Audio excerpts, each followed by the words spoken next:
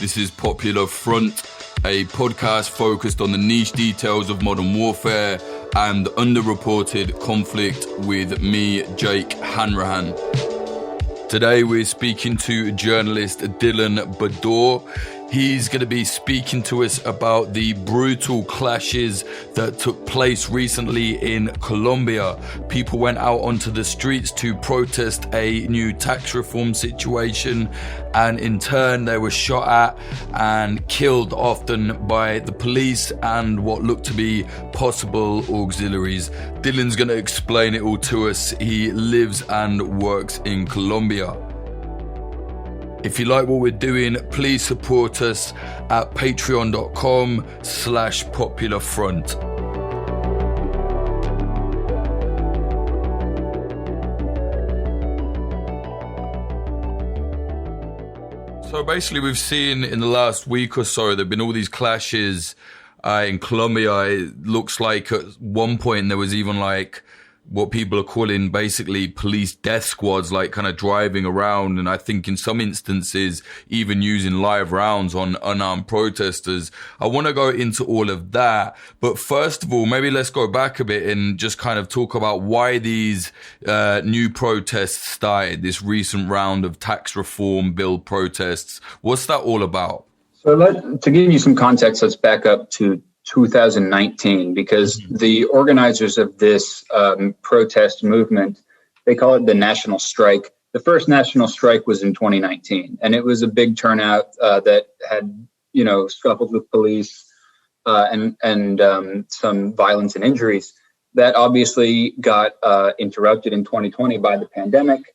And when they announced the second national strike, April 28th of this year, there was a lot of anticipation to see how things would turn out, if it would turn out to be as big as the kind of groundbreaking protest of 2019. Spoiler alert, it turned out to be bigger. So what were some of the draws that got people out there? As you mentioned, it was initially focused really on this tax reform law that President Iván Duque proposed and submitted to the Congress, which was widely interpreted as taking more from the poorest Colombians, which is to say most of them, to pay for deficits that were incurred as a result of the COVID pandemic. Now, in the 14 or so days since then, the protests have spiraled, some might say out of control, to address a much wider range of grievances. And now we generally just consider them anti-government protests, not in an anarchist sense, but just broad opposition to the government. And many of these grievances are historical grievances that go back before the tax reform law to the protests of 2019. And most of them go back to the civil war that spanned, 3 or 4 generations in Colombia, and did involve the Colombian state fighting insurgencies in its own territory, which it continues to do. So does this have anything to do with the clashes then between the government and, say, like FARC guerrillas in the jungles, or are those two things separate? It does have to do with that. And that's a complicated issue. So let's say, first, on one hand, which some listeners may have heard, the government of Colombia will regularly allege that the guerrillas and the insurgencies are part of the protest movement and have an influence on the front lines. While this is likely true to a small extent, it's certainly not true to the extent that the government alleges that it is, and this is a very common allegation for the state to make when protests like this erupt. Second point, it has to do with that fighting in the sense that Colombians were, in many ways, there was an idea that this conflict was ending in 2016, and with this landmark peace accord between the government and the FARC, and that this, world famous civil war was going to be put behind them. The FARC is now demobilized mostly, but in the years since 2016, the Colombian government continues combat, ferrying soldiers on helicopters, using artillery, using airstrikes, troop deployments in rural areas, in the jungle. This has gone on consistently since 2016 with a myriad of other groups besides the FARC. And, it's not a normal state of existence for a country to be permanently fighting insurgencies within its territory. And there is a decent amount of indignation that has erupted and slowly grown, in fact, as a result of the Colombian state's role in the civil war. To be more specific, when we talk about those clashes, there are a few news stories that come to mind from the past 2 years. There's 2 instances when Colombian military airstrikes were documented as killing a good handful of children who were there with the insurgency. Who knows exactly under what conditions, probably as child combatants. But that caused a lot of indignation. And then there were big reports a few years ago that the military was trying to return to these really dark days of body count combat metrics that judged commanders on the number of enemy fatalities, which was interpreted as encouraging battalions to kill as many people as possible. And that was, again, very unsettling to Colombians who like to believe that they were moving beyond the civil war. At the same time, the military is seen to have this kind of role. A huge trend in Colombia is the killing of social leaders, of community activists, of community leaders who get assassinated in the streets, in their homes, in their cars, and nobody ever finds out who did it. And in many cases, the paid hitmen they don't even know who's paying them to do it. So there's a lot of anger at that fact that it appears that the Colombian state continues to be at war, continues to fight people in its own country, yet it has not succeeded in providing that peace to the actual communities of Colombia, to the social leaders who seem to have the best interest of the people in mind. So that creates a big feeling that this state does not act on the behalf of the population or for the well-being of the population. Right. So obviously that all kind of trickles down. When these tax reform protests started, maybe just explain to us, like, how did those form? Was it a specific group, or was it like a grassroots kind of outrage? Like, how did they take place? So as I said, there were the predecessor of this protest movement was the National Strike of 2019. That was organized by the Strike Committee, which is a committee of labor groups and labor interests. And that is the real entity that calls the initial shots. Surrounding that, it's largely organic. The Strike Committee can call things and they can mobilize their trade unions and stuff like that. But the people turn out themselves. The student groups turn out a lot of people. Indigenous communities and indigenous leaders turn out a lot of people. Yeah, so I was keeping an eye on it, and it looked like generally it was pretty peaceful at the start. It was a bit rowdy, but from what it looked like, people were peaceful on the streets. And then suddenly it just kind of turned, right? How did that happen? How did it go into this kind of extreme violence that we're seeing right now? Going back to the first day of this protest, there was a lot of uncertainty hanging in the air over how substantial this would turn out to be. On the first day, it became clear that it was a very large turnout, and by early that afternoon or late that afternoon, violence erupted with riot police firing tear gas, with protesters building barricades, throwing rocks, vandalism. I don't recall in which day the first demonstrator fatalities were reported, but when it became clear and when information spread that police had hurt people and had killed people as a result of this demonstration, that's when things really took off and the momentum started growing. And that is about the point where it grew beyond the specific tax reform law In fact, only a few days after the first protest erupted in violence, the President Duque withdrew the tax reform law and the finance minister resigned, apparently in an attempt to quell the unrest. But it just kept going from there. And it's hard to put a finger on exactly what is the cause of so much violence, because this is happening in multiple cities all at once. I believe there have been deaths reported in Bogota, in Cali, in Pereira, and in Medellin. And not all of these are from police. In fact, some of them have been attributed to some criminal interests or elements, and they don't know who showed up and shot the people. Some protesters have died accidentally from police, either run over by armored vehicles or perhaps hit in the head by tear gas canister or flashbang grenades. And it does appear that some protesters have died due to live ammunition fired by police. Yeah, well, that's what I wanted to ask you about. I mean, I've had a lot of people from Colombia, some people I even know, sending me videos and they're saying, look, these are fucking death squads. And I was like, oh, come on. And then I looked at it and it's like, well, I don't know what else you would call them. There are police, some videos where police, two on a motorcycle, one drives by, like one guy is just kind of stood there and they just shoot at him. There's one where, it was edited funny and the guy was just hit with a tear gas grenade. But then there are others where they've literally shot live rounds and have killed people, seemingly just, for just being at the protest site. What do you make of it? What are they up to, the police there?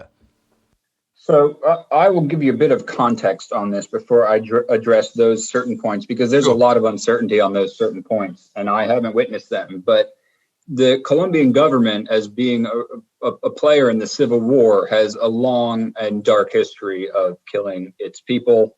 Some of the darkest chapters of this story include what they call the false positives, where Colombian military commanders dressed up civilians as guerrillas and killed them to get credit for fatalities on the battlefield. And I just say this to express that this is part of the relationship between Colombians and their government, and it's part of the nature of a country at war.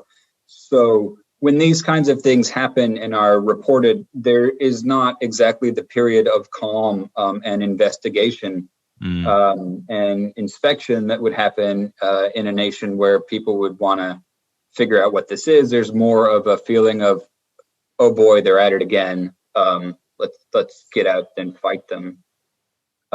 So all I can say about the protests now, it's clear that protesters have died from police fire. It's clear in other cases that police have stood by while individuals fired into protest crowds. And, other than that, it's, I would say the pretty standard story of brutal treatment and repression. And honestly, this stuff goes on a good deal behind the scenes when there are not protests. I'm from the United States, and whatever indignation and reactions that we have when law enforcement kills civilians, that kind of stuff is sort of always burning on the background in Colombia. And I think people are, at this point, there's been an outburst of kind of we are totally fed up with this. Yeah, and kind of, I mean, it's interesting to me that you mentioned there that like there's footage, I've seen some of it as well, where police are kind of standing by and letting other groups fire into protesters. There is a kind of history, right, in Colombia of like auxiliaries, government paramilitaries, that sort of thing. Yeah, completely. And that's another bit of context that's important to include, is that when Colombians see these videos of police allowing, seemingly random people to fire into protest crowds, it invokes this whole history of the paramilitary death squads, which were sort of shady, anonymous groups and individuals with explicit cooperation from government who defended the interests of the state and of big businesses, and the government would say defended the interests of the peace and the economy. And that was another thing that Colombians were really eager to believe was behind them. And even though plenty of events in the last years have revealed that it was not behind them, this is where it's getting by far the most attention, and that really pisses people off. Yeah, I can imagine. And what do you think is going to happen next? I've heard, people online are saying, "Oh, we're going to fight back," and I'm aware that there are quite a lot of weapons in the country. Do you think it's going to get to that level yet, where people kind of form a civil defense, or what? What do you think is going to happen right now?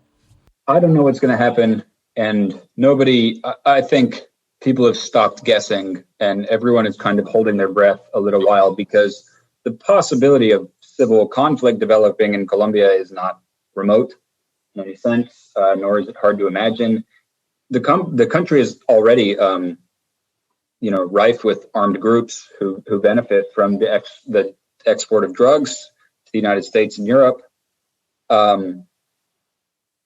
Will we see urban insurgencies like we saw in Colombia 30 years ago? That's the big question. And I wouldn't be able to lean one way or the other, which is a kind of, I think, disturbing indication of how non-remote that possibility is, particularly in the city of Cali, which has been the epicenter of violence and which has been the source of this famous videos of police apparently allowing people to fire into protest crowds, where indigenous groups have shown up in large buses and have scuffled with other civilians and apparently counter-protesters in Cali. I bring this up because Cali is the center of a region that's called the Cauca Valley, and the Cauca Valley is one of the country's prime cocaine-producing regions, and it is one of the hotbeds for armed groups and illegal groups. So it's a region that has experience with insurgency, has experience with paramilitarism, has experience with assassinated social leaders on a regular basis, has a lot of money and weaponry injected through the drug trade. It's a very volatile situation, and it's not hard to imagine how in that area this could continue to develop and descend. Yeah, it doesn't sound good. We spoke a little bit about this insane situation where the government wanted to, take money from people with less money to pay for this, that, and the other. I know there's a lot of corruption going on in the country. Maybe you can just talk a little bit about the kind of issues that, your standard working class man and woman are facing from the government in Colombia. A bit of context on this one also. To understand the relationship that a Colombian has with their government, historically it's not the same like us in the United States or in the UK. Colombia as a country evolved out of the Spanish Empire, and the government came out of the hacienda system, where wealthy families owned huge tracts of land. We're talking about the size of states, and employed basically everyone under them. And in many ways, that system has continued up to this day. The relationship that a Colombian has with their government is a little bit more like with the landlord than with your steward or your teacher, or however we would want to imagine our government as a public service. The Colombian presidency, it's often said in that country, has been handed on among the same approximately 12 families since the start of the country. So what lower class Colombians see is that the government is seldom present in their lives. For the poorest of the poor, we're talking about they build their own houses and their own roads, and they climb the electrical poles and run wire there, and they find a way to get water, and they organize their community in ways to protect themselves. The government, is many ways evident mostly in the police and the military, who, as I said before, with the killing of social leaders, there's widespread feeling that these security forces are not working in the effective or efficient service of the Colombian population. And in addition to that, the Colombian looks at the government in this country where poverty is widespread and sees that every member of the government is extremely wealthy by national standards. And it does, in many ways appear to them that this state is a conglomeration of people who tax them to build wealth, to build personal wealth. And within that wealth that gets siphoned off through corruption, there is the ability to fix many basic problems in the country, and it's simply not done. And as I said before, this is a historic quality of the government here, and the disappointment that didn't change with this earth-shattering peace process of 2016. That's what really fuels a lot of rage. Right, and sorry, just to go back to the guerrillas once more, I know that a lot of the FARC have kind of formed these like offshoot versions of the previous group and are going back to war, as it were. Do you think that has like much of an impact on the situation in the cities? The largest impact that would have in the cities is that, as I said, it makes clear to Colombians that the war is not over, that it never did. The peace process was supposed to guarantee all these conditions to former combatants that was supposed to make civilian life the attractive alternative to warfare. And I've spent time with a few of these communities of former guerrillas out in the jungle, and almost none of those promises were returned on. Lots of former combatants found themselves facing this really tough reality of becoming a peasant farmer in the very distant jungle, trying to do backbreaking labor on poor daily nutrition to grow crops that oftentimes had no market and really no path to market. Anyway, so in that situation, being part of the drug trade and being an armed group can look like, certainly a very attractive alternative to that life as a farmer, which I just described. In an ideal system, the push and pull factors would of all the negative aspects of warfare. It's not a pleasant thing to be involved in for these people, and it's a life of hiding in very unpleasant conditions out there in the countryside. If civilian life was possible to thrive in that way, then theoretically that's what people would choose. And going back to the disappointment with the government, there's a widespread feeling that the resources are there to do what was said. I mean, some things in the peace accord, the largest single section of it was agrarian reform, which was supposed to build roads to the countrysides, get schools to the countrysides, help with economic stimulus programs to enable all these people who depend on growing coca for their livelihood, give them alternatives. And in most cases, that just simply was never done. And in my take, that would be, the reason for the insurgencies. And Colombians don't want to have insurgencies. And when they see those there after all of these decades, they look at their state and they say, the state is theoretically the one who has the responsibility of building a peaceful country for us, not just killing the insurgents, but changing the conditions that seem to make insurgency in this country perpetual. So in the sense of the dissident FARC groups continuing to play an active role in combat, that's what Colombians see. They see that this is not how a country is supposed to be. We've tried the war, like we've tried whatever the standard approaches have been for all these decades, and it didn't work. And nobody in the state is really pressing forward with bold leadership to do anything different. Yeah, it's like, if you're going to so-called remove the problem, there has to be a path afterwards. It doesn't sound like they've provided that. If people want to follow your work or get in touch with you or whatever, where can they do that? You're on social media and that. Maybe just give us, your addresses, your handles there. Yeah, sure. You can find me on Twitter at Dylan Baddour. That's DylanBaddour. Currently working in private intelligence, not publishing for the public, but I hope to be back at it soon. Thank you, mate. Have a good day.